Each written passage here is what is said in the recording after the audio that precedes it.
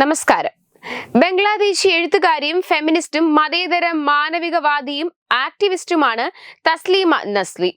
സ്ത്രീകളുടെ അടിച്ചമർത്തലിനെയും മതത്തെക്കുറിച്ചുള്ള വിമർശനത്തെയും കുറിച്ചുള്ള രചനകൾക്ക് പ്രശസ്തമാണ് തസ്ലീമ നസ്രീൻ.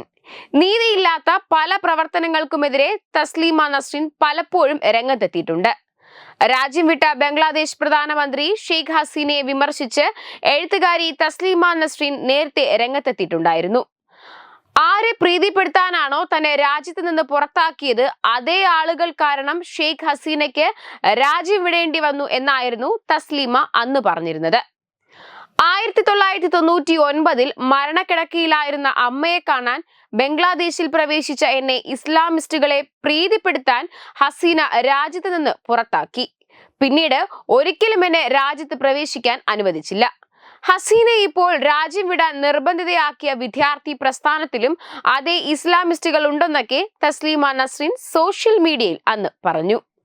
എന്നാൽ ഇപ്പോൾ ഇതാ കുടിവെള്ളത്തിൽ തുപ്പുന്ന ഇസ്ലാം പണ്ഡിതന്റെ ദൃശ്യങ്ങൾ പങ്കുവച്ച് ബംഗ്ലാദേശി എഴുത്തുകാരി തസ്ലീമ നസ്രീൻ രംഗത്തെത്തിയിരിക്കുകയാണ്. ഈ വീഡിയോ ആണ് ഇപ്പോൾ വിവാദങ്ങൾക്ക് വഴിവെച്ചിരിക്കുന്നത്.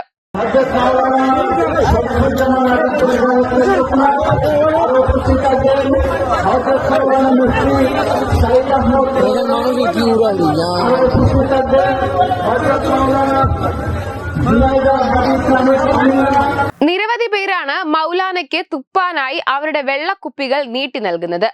ഒരു മുല്ല സൂറത്ത് ചൊല്ലുകയും തുപ്പുകയോ ഊതുകയോ ചെയ്യുന്നു. ഈ വെള്ളം വിശുദ്ധമാണെന്നും ഇത് കുടിക്കുന്നതിലൂടെ രോഗങ്ങളിൽ നിന്ന് പ്രശ്നങ്ങളിൽ നിന്നും മുക്തരാകുമെന്നും വിശ്വസിക്കുന്ന ആളുകൾക്ക് അത് നൽകുന്നു.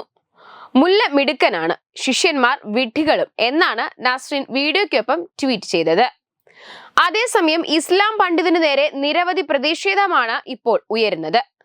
അടുത്തിടെ മൂത്രം, ഉമിനീർ, മറ്റ് പദാർത്ഥങ്ങൾ എന്നിവ ഉപയോഗിച്ച് ഭക്ഷണം മലിനമാക്കുന്നതുമായി കാണിക്കുന്ന നിരവധി വീഡിയോകൾ പുറത്തു വന്നിട്ടുണ്ട്. ഇതിനെതിരെ ശക്തമായ നിയമ നടപടികൾ വേണമെന്ന ആവശ്യവും ഉയർന്നിട്ടുണ്ട്. തസ്ലീമ നസ്രീൻ പുറത്തുവിട്ട ഈ വീഡിയോ ആണിപ്പോൾ സോഷ്യൽ മീഡിയയിൽ ചർച്ചയായിരിക്കുന്നത്. എന്നാൽ തസ്ലീമ നസ്രീൻ ഈ വീഡിയോ പുറത്തുവിട്ടതിലും വിമർശനങ്ങൾ ഉയരുന്നുണ്ട്. എപ്പോഴും അഭിപ്രായങ്ങൾ തുറന്നു പറയുമ്പോൾ വിമർശനങ്ങൾ നേരിടേണ്ടി വരുന്ന വ്യക്തി കൂടിയാണ് തസ്ലീമ നസ്രീൻ.